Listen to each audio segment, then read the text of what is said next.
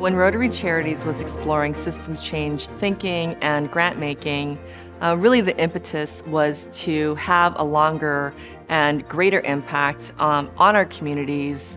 And we came across systems change practices back in 2016 and 17, and really spent a lot of time working with stakeholders in the community to understand how this might apply and be useful for our impact areas.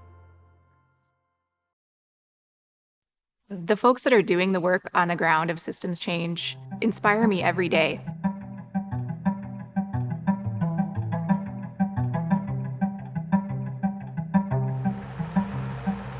I think I'm inspired to do this work because I know how much it will affect our community long term.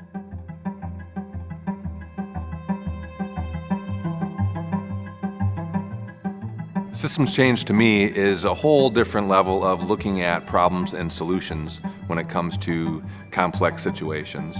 Systems change is all about looking at a problem holistically. Systems change is finding a long-term solution to an issue that maybe has had a Band-Aid put on it 1,000 times.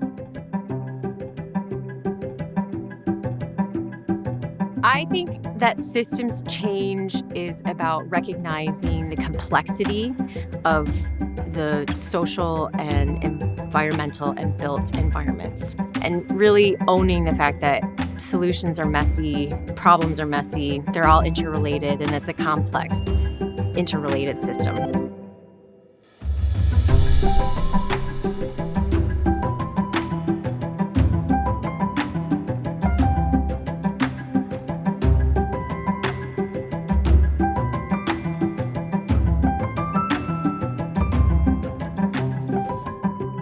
Systems change really looks at it as these are complex problems. They're not something that can be solved by one person, so no matter how much money you throw at that one person or organization. It's these big societal problems that are complex and complicated, like ending homelessness and addiction, poverty, food insecurity, the child welfare system, foster care, the mental health system. Things like climate change and clean water and clean air, all the things that a community needs so that everyone can thrive.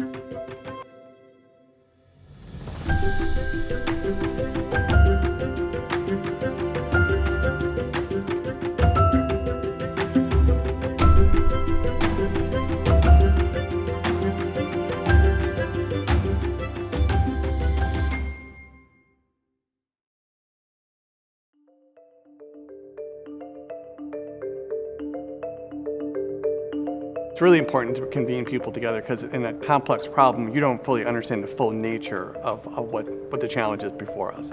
We know the piece that we're working on. We really can't understand the complexity of the problem without multiple points of view. As a government official, I need those voices. I need a systems change approach. Otherwise, people will be looking to government to solve their problems, which is not a successful approach in most cases. And I think another really important thing about convening is having people at the table who experienced the problem. We can't change the problem if we don't have their feedback and their input in the decision making that will directly affect their lives. It's really important to establish trust. And trust takes time. Trust takes investment. Let's build connection. Let's get to know each other. Let's build trust. Let's build a space and a common language. Yeah, traditionally we look at things from a programmatic perspective. There's an input, then there's an output, so kind of a much more linear perspective. And so oversimplifying a process or a problem leads to overly simplistic responses. But complex systems means there's a lot of different layers to what makes that a problem. Looking upstream means understanding some of the root causes of the issues that we're faced with or trying to solve. We need to look upstream because if we have constant inflow into whatever problem it is, we'll never be able to stop the problem from happening. And once you can see the system that way, with all of the different factors and interconnections, it's much easier to see where you might have leverage in that system. Lots of little experiments kind of can pop up between different groups, different partners.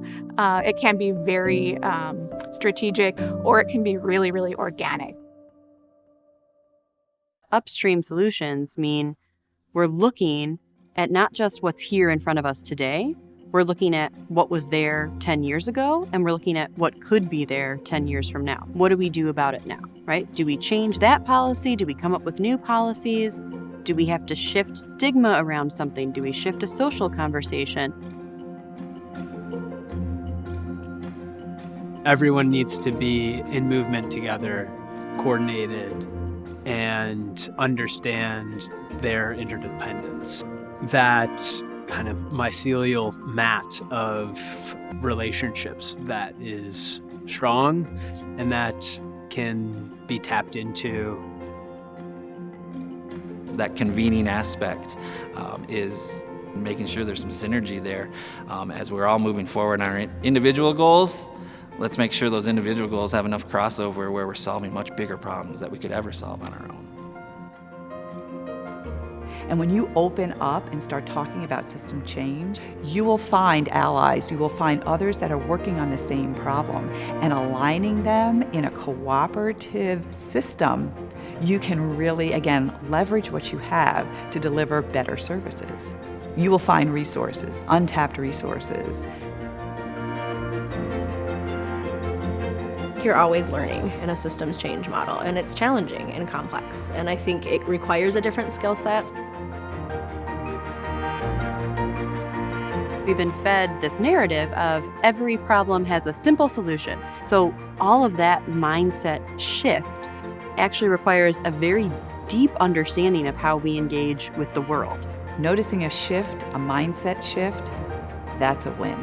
That's a short-term, definite win. There are new solutions, new partnerships, new resources that can be brought to bear to approach this differently and hopefully come up with better outcomes.